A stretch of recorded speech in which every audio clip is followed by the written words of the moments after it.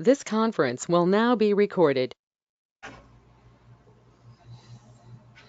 Okay, well, welcome everyone.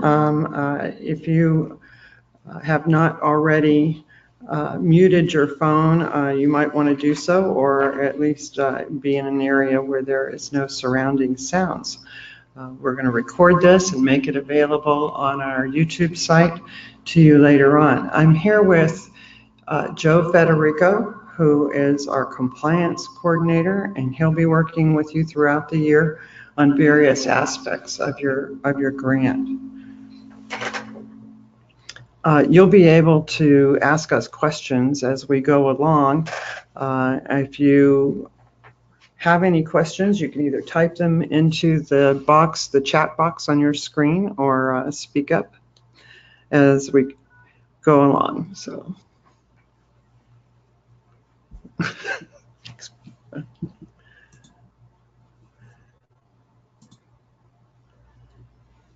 Okay, first of all, we're going to talk a little bit today about how you can have a successful year with the Community Arts Impact Grant that you received. We know some of you have experience with the Arts Council's grants and other programs, and some of you are new to the Arts Council's grants. And of course, the Community Arts Impact Grant is a new program for us, so even if you've had experience with the other grants programs, you would want to pay attention to some of the differences that you'll see in this so that you can be more successful. We'll talk about some of the records you'll need to keep throughout the year, talk about the program listings that you'll be making for promoting your programs for your organization, how to give credit for the grant funding that you've received, and some of the required reporting that you'll be doing during the year, the advocacy report and your end of year report. We'll also talk about how to make changes to your grant agreement if that's something that comes up that's needed. And probably top of mind for everybody is the reimbursement process that we'll be using. And Joe will be talking about most of that. So record keeping. It's a good idea to keep certain things throughout the year. No one wants to have to scramble at some point to get everything needed, pull it together for final reporting or for audits, something like that. But in general, document your project and especially your successes throughout the year. Take photos. If you are an organization who is able to take video, do that too. You never know when that's going to come in handy, and the Arts Council can use some of that photo and video information to help promote you as well. Keep records during the year of all of your invoices, the receipts, your canceled checks and contract. Those things are going to be required. Some of those things are going to be required for your reimbursement. The contract you should keep would be with the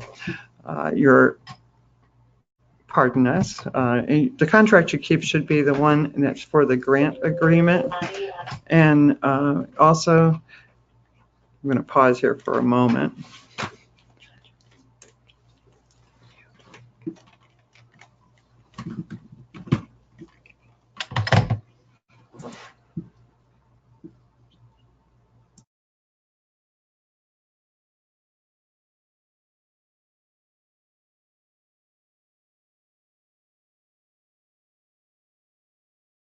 Okay, we're back. We got a little bit of a temporary problem there.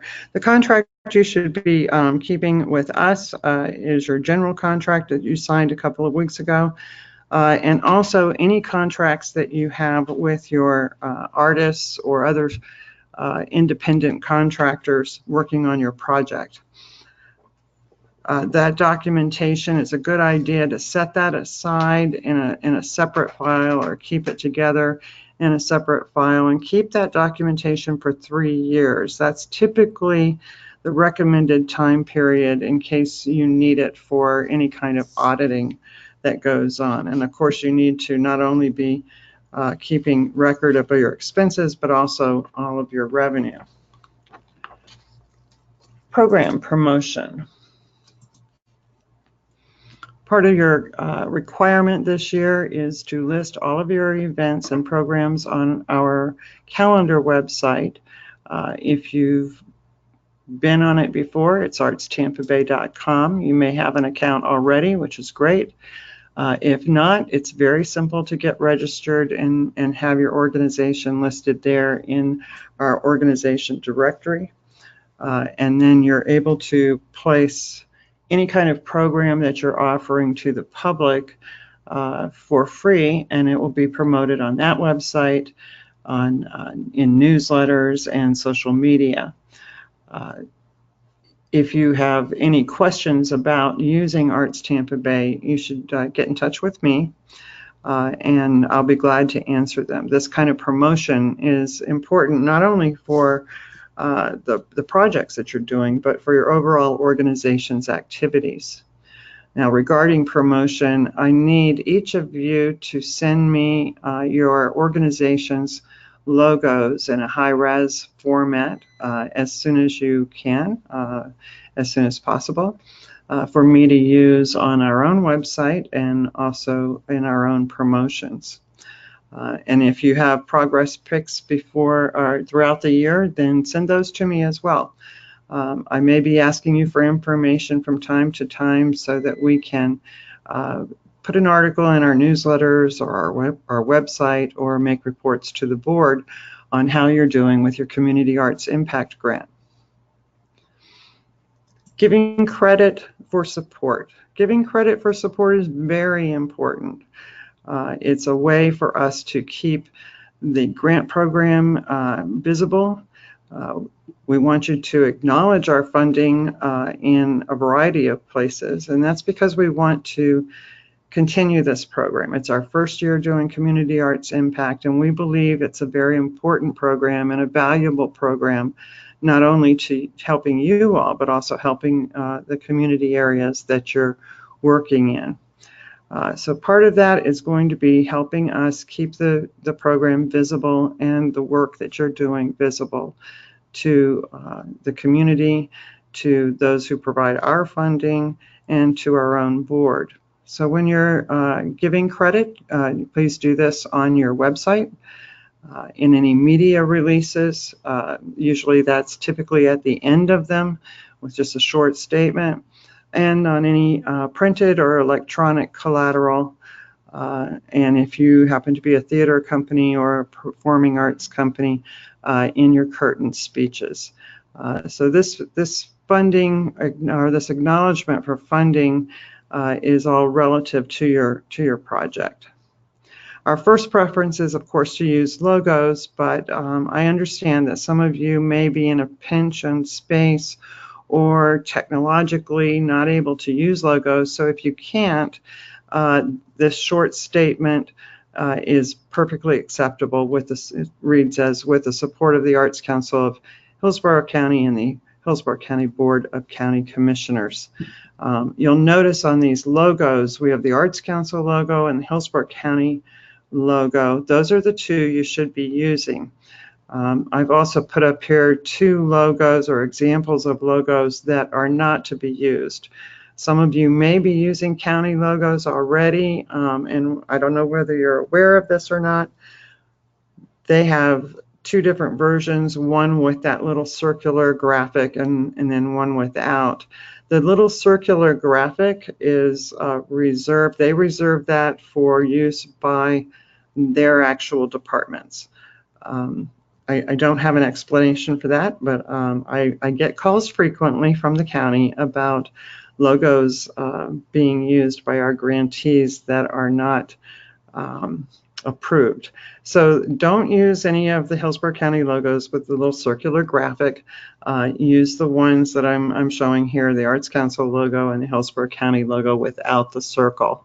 Those are available on our website, tampaarts.org, on your grant page, and you can download them there. If you need them in a different format than what I have on the website, if you need one that's a single color, or one that reverses out or has a transparent background, or that kind of thing, just give me a call. I'm glad to send it to you. There's just a lot of versions of them. Okay, well, let's talk a little bit about advocacy. Advocacy is really very, very important to do year-round. Those of you who have been involved with the state grant program and understand what has happened this past year with the funding for that, it was really heartbreaking to see the amount of funding go down that's available to arts organizations this year. We know that throughout the state, we've had conversations about the need to more effectively advocate for funding for the arts so that we're not just asking officials for their support at election or budget time. We need to make the importance and benefits of art funding known year-round. One of the best ways to do that is to start with a simple thank you. Our county commissioners, the Board of County Commissioners, provide the funding for your program. They are also interested in how it progresses and how it turns out and what kind of results the program gives. So if you would take advantage of this opportunity to do a little advocacy and to promote yourselves, this would be a great start. So sending a thank you note to the county commissioners or an email, and then telling them you received a Community Arts Impact Grant through the Arts Council. You want to thank them for their support, and then tell them a little bit about what you're going to be doing with the money in the coming year and how that money is making a difference in your community. Much of the same things that you put in your grant can be repeated to them. They would love to hear that. They like to know what's happening in the community. They like to know about your organization, and this is a good chance for you to tell them about your overall organization. Now, we have an advocacy report on our website on your grant page that you need to fill out. So this is a requirement for your grant. You're going to fill out the advocacy report. You'll need to return that to us by, I think it's January 15th. And you'll attach samples of the letters or emails that you sent. We're only asking you to start with the county commissioners. If you want to go on and do more and send it to other legislators in general terms about funding, that's great too. But if you would send these letters, ask your board or volunteers to also join you in that effort, they would be impressed. They received letters last year from some of our grantees and really sat up and took notice. It's one of the reasons why we have the same amount of funding available this year for grants to arts organizations as we did the year before. If you scan those letters and emails and send them to Joe, his address is on the screen, along with your report, you'll download that from tampaarts.org. The report has two parts, an overall page, information page, and then also a little table that you list your contacts. And I think we've pretty much gone over this. Do know that today there is a statewide meeting taking place over in Largo that we're hosting. That is for all state local arts agencies, and they're talking today about effective advocacy that they can do in their communities, and they'll be taking back ideas and instituting some initiatives where continued messaging can be made to the audience that attends your programs, the decision makers at various local, state, and federal levels, as well as just the general public, so that we can gain more support and more momentum in getting more funding, certainly more funding than we did this year for the arts. And this is very important. So please be aware, and as the year goes on, join us in that effort. Another report that we're going to ask you to do is your final report. This is an end-of-year report that is about your project. It's a simple report. You don't have to worry too much. It's on our website, so you can look at it and see what's going to be required. It's good if you keep some of this information throughout the year so you don't have to scramble for it. It's due no later than September 15th, or if your project ends before that, then you're free to turn that in. There is a caveat, however, for your grant funding. We will hold back 10% of your grant amount until the final report is filed. Some of the information that is needed is just typical personnel information similar to what you've provided in your application, attendance figures for the various activities of your project, demographics for your audience, and a summary of your project and its effectiveness. You'll also need to provide an overview of the financials, the actual financials rather than the ones you projected in your application, and images of the project as it occurred in the county. You'll also be providing us with examples of any collateral, screenshots from your website, things that showed where you gave proper funding credit. Now remember that these things, all of these are contractual obligations that you'll need to fulfill before being eligible for future funding. So that includes your advocacy report, your promotions on Arts Tampa Bay, giving us credit, and your final report. Now, throughout the year, some things do happen that will necessitate a change request for your grant agreement. Some of those things would be if you have a change in your board leadership, the leadership of your organization, the grant contact, or if you have a budget change of more than 10% within a category.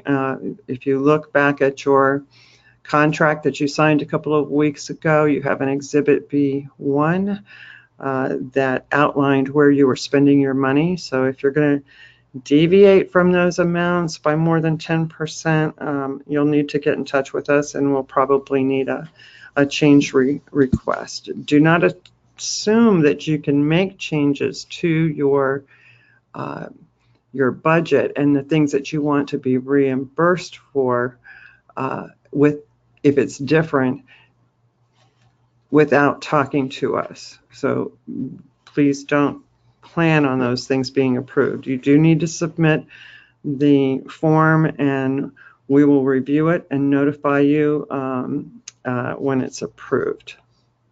That form is available also on tampaarts.org on your grant page, and you can email it directly to me. And now for reimbursement payments, this of course is the most complicated part, I guess, and it is different from what some of you have experienced in the past. And Joe is the person who is taking point on that and will be your primary contact. I can answer questions for you, of course, but it's part of the reason he's here is to help make sure those things go smoothly for you and for us. One thing I want to explain is that for reimbursement, you should realize that all of your grant payments, that when you're getting reimbursed, that's an amount of money that the Arts Council is, so to speak, fronting to you. We have that money guaranteed to us via contract from the county. However, the county doesn't give us a lump sum at the beginning of our fiscal year. They, just like we do for you, they require us to submit documentation on those expenses, and then we get reimbursed for the grant money that we've paid out after the fact. So we're reviewing your reimbursement requests with an eye towards the kind of documentation that we need to ensure that the expenses are payable, And then also because we're going to pass that along to the county so that we can get reimbursed for what we paid you. So with that little overview, I'm going to let Joe take over all the talking now. Good morning, I'm Joe Federico. I'll be handling all your reimbursement requests. And again, as the screen says here, they'll be made through the online account, just as you applied for your application there. It should include only expenses incurred or obligated and paid between November 1st and September 15th. And obviously it says they have to be made in the grant year. And the final date for that would be September 15th of 2019. But I highly suggest that you don't wait until the last minute. Again, sometimes we have to come back to make sure all the paperwork is in proper order before submitting it. We'd hate to have somebody not get reimbursed because of time constraints.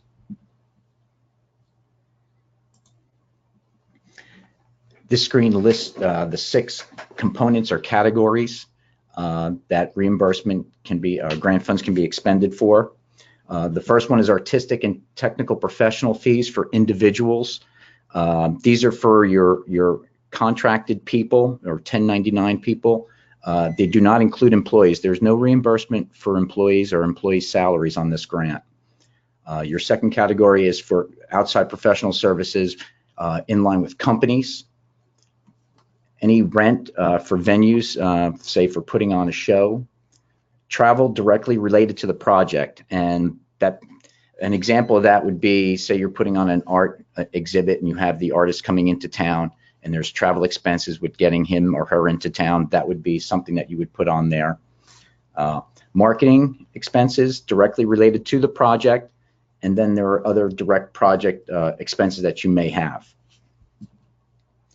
For those of you, if you haven't already read the grant administration manual, you really need to do that so that you can better understand what is going to be reimbursed, but also what is not going to be reimbursed. Okay, again, your reimbursement request will be done on the online system, and there are 3 components to each reimbursement request.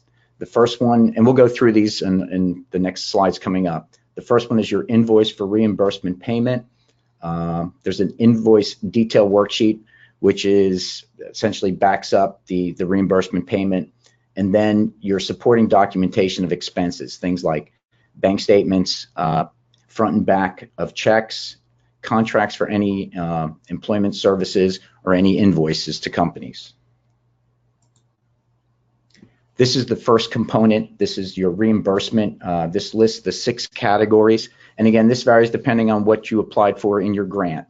It's pretty self-explanatory. The first column being the budget that was that you submitted with your contract for each of the categories.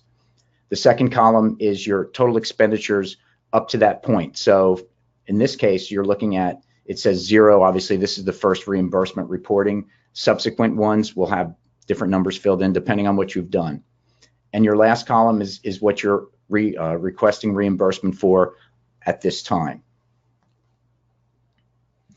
In this case, they're shown side by side on the screen itself. It's just vertically shown there.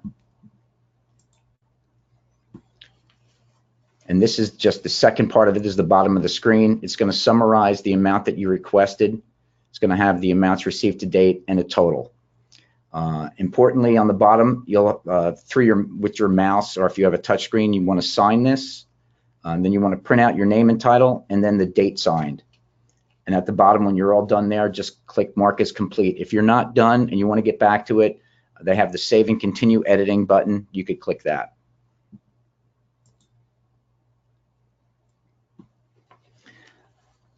This is your invoice detail worksheet. This is the second component. And just real quickly, I want to highlight the ellipsis and where that red arrow is pointing to. You could download what you've done. You can reset it. Resetting just will erase everything that you've done, or you could edit it. To the left, you'll see there's a green circle with a checkbox in it. So that means that you've marked it as complete. But say you want to go back, you could hit the edit button on that, and you could change what you need to change there. Just remember, though, if you hit reset, it will delete all the data and you will have to start all over again for that reimbursement request.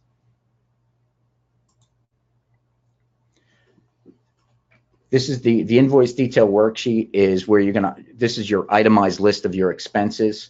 You'll have the first column, which is off to the side here, which is kind of cut off. I apologize for that. That would be who that was paid out to, whether it was a company or an individual. The rest is pretty self-explanatory: a check number, the check amount, and the grant funds amount that you're asking for reimbursement. We understand in some cases there might be a check amount or an invoice for $200, but only $100 is what is reimbursable, and that's where in that column that's where that would go. And then over in the last column is the category. That is a drop-down box which is pre-populated with the 6 categories on the budget sheet. This is something that you might pay attention to when you're submitting your invoices, particularly if your organization has a lot of expenses with one particular vendor. You might get an invoice that has, they're invoicing you perhaps for 4 different things, but only 2 of those are related to your project. That's where you would have a difference in what your check amount is and the grant funds amount. And this is the bottom of that invoice detail worksheet. Again, it's going to summarize your grant funds, and then same 2 buttons on the bottom. If you're not completely finished with it, you could save and continue editing or come back to it another time, or you can mark as complete. In this instance, again, remember, if you mark as complete, you will still get a chance to go back and edit if you need to.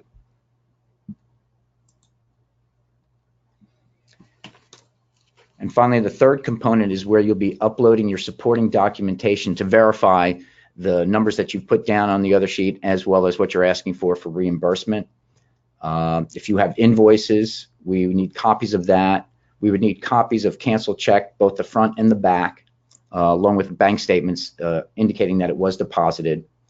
If you are hiring individuals, we would need a contract or a letter of agreement for services rendered with that person. It would include their name, the date, and what you were paying for those services listed on there, and it would need to be signed by that person. And here also your marketing expenses, just sample copies of any printed brochures, flyers, any other advertisements that you do have. And in a lot of cases, hopefully they'll be showing that the required acknowledgement for the funding.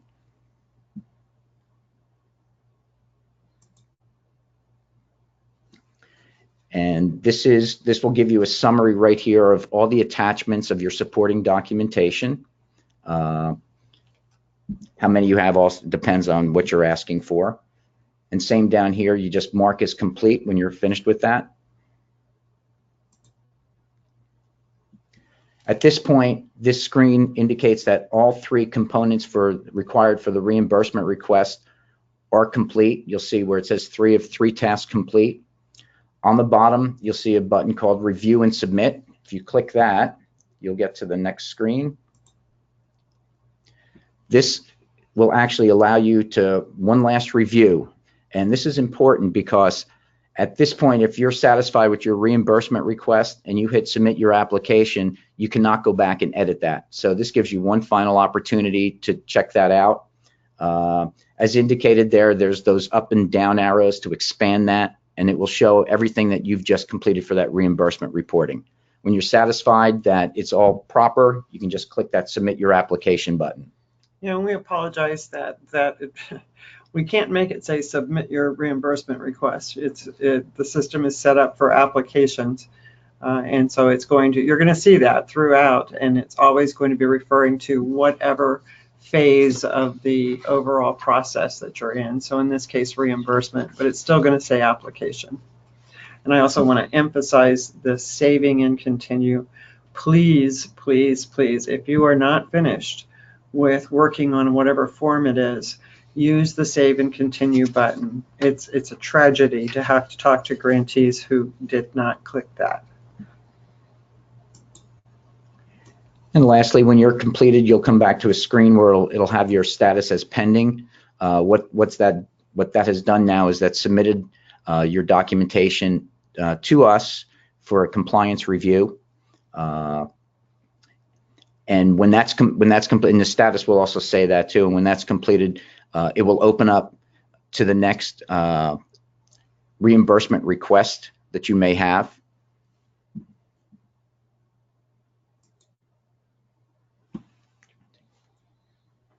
So that's really it. As I said, the grant administration manual is your friend.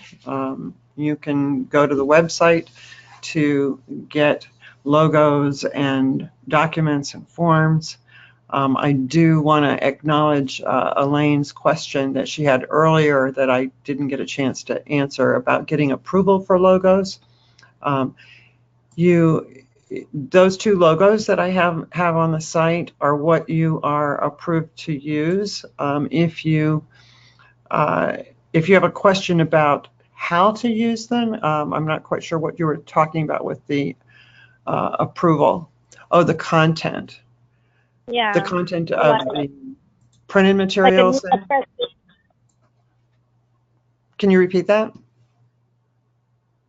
I didn't know if I was muted. I know we've worked with the parks before on joint projects, and so they wanted their media person to approve the press releases to just make sure that the wording was right, that it didn't overstate any kind of partnership, or that it was accurate. Do you want us to pre-approve those with you, or just make sure that you see them before we publish them?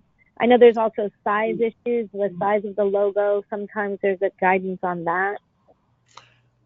No, I believe in the contract it's going to explain to you that we want to appear in the same size as everyone else, or if you're using the type statement, the similar typed size to your acknowledge anyone else that might be a sponsor. But unless you have some concern of your own about the content in relationship to our grant, I think you guys are more than capable of carrying out those sorts of things.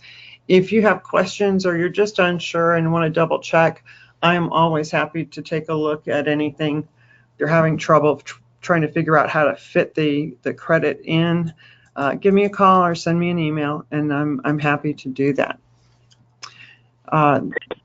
Carrie? Liz, yes.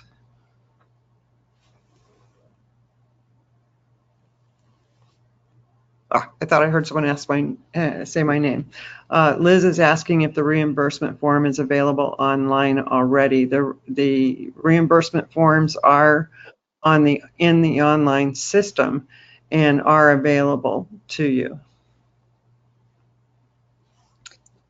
Hi, Terry. This is Liz. Just to follow up on that question, I had just logged into the SM Apply site from where we submitted everything. Is that where I'll find it, or I just wanted to make sure I was looking in the right place?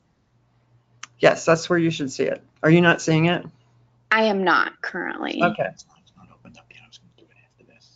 Joe's telling me that he was going to do it immediately after this. Okay, got it. That's fine. I just wanted to make sure I was looking in the right place. Yes, everyone will be set where they can actually start entering in on their it'll say reimbursement reporting 1, and everyone will have that available to them after this is over with.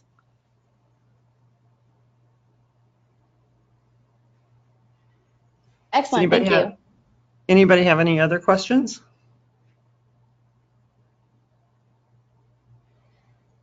No, seeing none. On your screen, you have the website address for your grant pages, and also our phone number, of course, Joe's name, and my name, and Martine Collier, our executive director, is also available to answer questions. So with that being said, I hope that everyone is going to have a fantastic grant year, and please, if you do have any questions, just give us a call. Thank you. Thank you so much for your time.